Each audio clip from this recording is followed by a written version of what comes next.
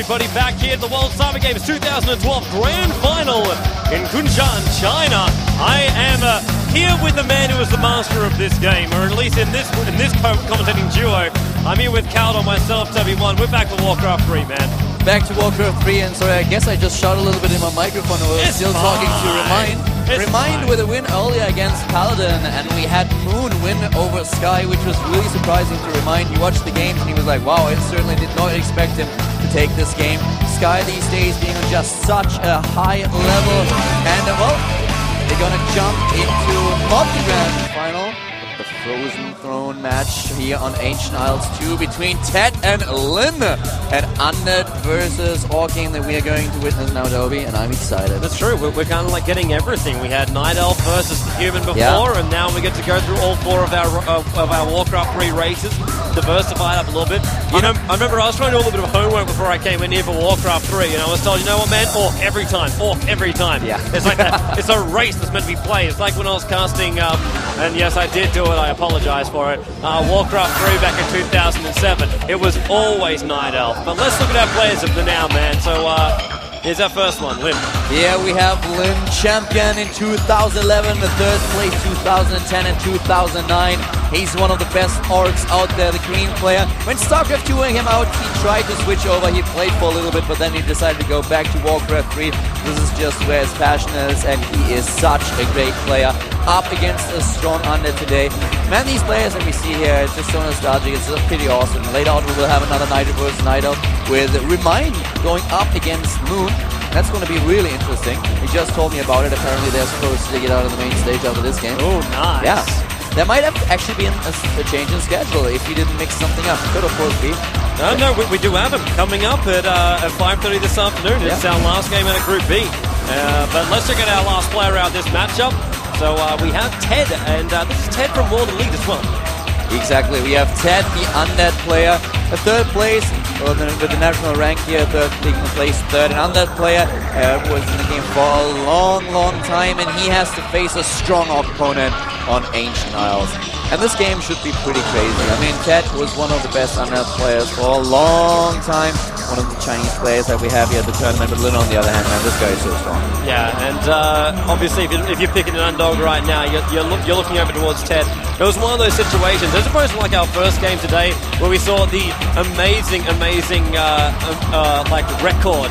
The record of one of them. It's like you look over towards Moon, it's like, well, he doesn't really have that great a record, but you know who Moon is. He's the fifth race, man. The fifth race. It is back, playing StarCraft sometimes, playing Warcraft. He excels in both games. And here we have the map, Ancient Isles, our 1 versus 1 map, Undead versus Orc. And I can tell you one thing, Undead's not too happy about Blade Master. That one thing just did not change. Orc, all about the Blade Masters. I can still hear Naniwa's cries when he was up against this hero. It's such a pain in the absolute arse, because I will try not to call him Juggernaut for the entire game. But definitely his win will just jump in, just snipe whatever you want to. He's a pain in the absolute butt. You know, he's probably going to fool. He's just going to go for a real old school style, and we are caught by a camera. Yes, sup. Welcome to the English commentators. We're sitting down the sides here. Yeah. But not casting Dota, and it's like, oh, now I get on here. Maybe it's for you, man. It's all for you, Caladon. I'm so happy to cast Warcraft 3 again. You have no idea, that game earlier that we saw between Moon and Sky was just beautiful. I really love to see a Warcraft 3 game again. It's been ages. There's been like 4 years since I last casted a game of Warcraft 3. So that's like, I don't know, it's really nostalgic. I love it. It's brilliant. But well, right now, I'm really interested to see what exactly is going to happen in this game. And here we have our Korean commentators, by the way. Yeah, we got everyone. And I don't know what this is a fake. What is that? Is it just the stylish glasses? Fashion, man. It's fashion in Korea? Yeah, it is. Well, obviously, like, you live in Korea, man. And you walk around with a pair of those hollowed-out glasses? No, man, I wear contact lenses. I hate my glasses. I actually have real glasses, but I hate them so much. I would never wear one of those heavy-rimmed ones. Well, put your glasses on, because we're about to get ourselves into our Group B match of Warcraft 3.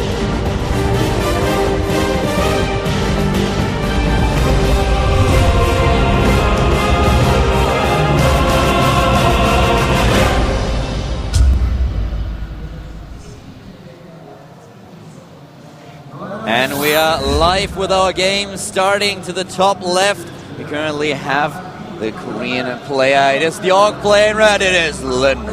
And this is going to be an awesome matchup. See that Orc already out in the field, but of course he has to go up against the Undead, the player from WarIII Lyn. You can see him on your screen right now, the man with the most Western name possible. It is Ted. Go Ted. I want to call him Uncle Ted. Well, as long as you don't come up with any kinds of How I Met Your Mother quotes, I'm fine with that. I wasn't going to do anything of the sort, man. I really actually was going to, but we're going to move on. Have you met Ted? There he is. Yeah. Yeah, see that little orc? That's just like pulling that little ghoul. It's like getting that lumber back and forth. That guy, it's Ted Jr., man. Ted Jr. He started his life as a lumberjack. He was a lumberjack, and then he wanted to be a weather forecaster. It was great. Wonderful, wonderful world. We're going to start up our matchup. And welcome to the two most professional English broadcasters you can get for this game. What are we going to have here? Of course, the Blade Master, no question about that. You want to start off with the Bladey, and as long as you just try to keep farming a few spots, get those claws, and then have the massive critical attack hits later on, Undead heroes are in a lot of trouble. Whereas, of course, on the other hand, Ted will start with the Death Knight first here. No surprises. Most likely going to lead up with either the Lich or the Naga, depending on what exactly he wants to achieve, what kind of strategy he wants to play. And as I already pointed out earlier, we have a matchup where Undead really struggled for a long time, and back in the days, everyone was just saying that Undead is one of the races that struggles the most. Yes, your Coil Nova combination was really strong against nuking heroes, and especially humans kind of struggled a little bit against it, but in the end, most Undead players really had a tough time against Night Elf and Orc, and this is kind of what Ted has to face here. Being up against Lyn is just brutal no matter what matchup you play. Actually, just looking at these two, just to understand, because we had obviously Human vs. Nana before. As far as it goes with Orc and Undead, what are the timings we're really looking for to either look for that quick expand or maybe even look for an engagement? Like we know our period right now, we look for a little bit of farm, we look for the levels mainly up on these core heroes. Well, but when do we start looking at like the point when both teams are looking to engage? What do you... what both teams want players, look at you. Players. The thing what you always want to do when you're Ted at this point is you want to try to get and disturb the creep roots of the Blade Master, trying to pick off the occasional, just the occasional creep, maybe go in with the coil. You already see in the inventory that we have the Road of Necromancy here to get a couple of skeletons in here too so that they can help you out. You have the dust, so every single time the Blade Master goes into Windwalk, you can't just try to reveal them, take him maybe down with the coil. If you get a lucky coil early on, that's all you want. Try disturbing from creeping, getting those items. He already sold the sound portal, got the tool salves of healing with the speed scroll, already the first circle in there. You want to have the boots as fast as possible. With the Blade Master, you want to be mobile. You want to be able to get on a decent level, hit level 3, go in and always pick off a couple of units of your opponent. Later on, maybe just try to sneak into your opponent's main base, take down those acolytes, which is exactly the reason why we just saw the Rubian Tower going down for Ted and also trying to wall off. And so right now, just trying to creep here a little bit, but both players just testing the waters at this point. Yeah. This is like that fun little period. Just to see whose transition works out nicely, and man, even just checking, popping off the dust. And you have to. At this point, as soon as and now he comes in. Oh, the timing. Oh, the horror. Exactly. That's exactly what I was talking about earlier. You just try to pick up a couple of units. This is not only true, I mentioned it for the Death Knight, but it's also true for the Orc player. As soon as you have your first couple of spots and you have your level, you have your items, you want to go in, try to make sure that the Zerg, team! Okay, that was my slip up. I'm gonna get you later. Don't worry about that. He wants to make sure that he can put as much pressure on his opponent as possible. That is true for both of them. But of course, at this point, the Blade Master has the one huge advantage that he can solo farm pretty easily. And this is really horrible as well, because it's going to force that boy in blue to move himself away from his base, because if he doesn't, the Blade Master just comes in, snipes off a couple of units here or there, and then he has to go further out. And by that time, we already know Orc will have built up, and then move out, look for the game, look for the battles, and he doesn't even care. He's nice time for a dust, but there's no lockdown ability, if anything, that can hold him there. But at least he was able to cancel the healing, so that's already something. He didn't really have the Death Knight on the level he wanted, so a coil at this position would have not been the smartest idea. He still has like full mana, but on the other hand, what are you going to do with a level 1 coil? That's not going to achieve anything. So it was really a good choice, just trying to cancel the healing process. He did so. We already have him on Halls of the Dead tech now, so you can go for that second hero as soon as he wants to. Both of them are still in no upkeep, both of them being below 50 supply. And for our player, of course, now with the second hero, it's time to kind of move out. That's when you abandon being like, only on the map with your first hero. We have the second hero coming up for him now. And he's going into Beastery tag. But we have him in the middle. It's still creeping going on for both of them, but a little bit more map presence now for them. Yeah. We're going to wonder when both the teams want to... basically, again. Oh, my lord. I wouldn't have even called you out for that one. No, you wouldn't have? No, I wouldn't have. Man, I call myself out. It's Warcraft 3. You must raise yourself to a new level. If you don't, like, seriously, just go back to Dota. It's an awesome game, brother. I love it. And still in the middle of the map, we have the decay, of course. As soon as you hit your level high on you, if we actually see Orb in the game as well, that is when the Blade Master is getting this huge pain. And now, Torrent Shift, and so we have Blade Master DTC against DK Lich, so the standard combination for our undead player. And what we're probably going to see later on is maybe even a 3-hero composition. Yeah. If he goes to that, depending on what exactly he wants to achieve here. Of course, you need a couple of statues in to just make sure that you have the mana regeneration, that you have the healing too. But now you are going for the double nuke. So you want to have immediately high-level heroes. You want to have the 2 coil, the Nova on 2 as well. So he's most likely going to creep a coil. This is a really bad time to get caught out. Lyn, he doesn't want this to happen. Ted's going to make his way in, but the Blade Master is still here. But the support's coming in as well. Lich on the back end, and they've got to be careful of that Torrent Chief, and they cannot let him drop.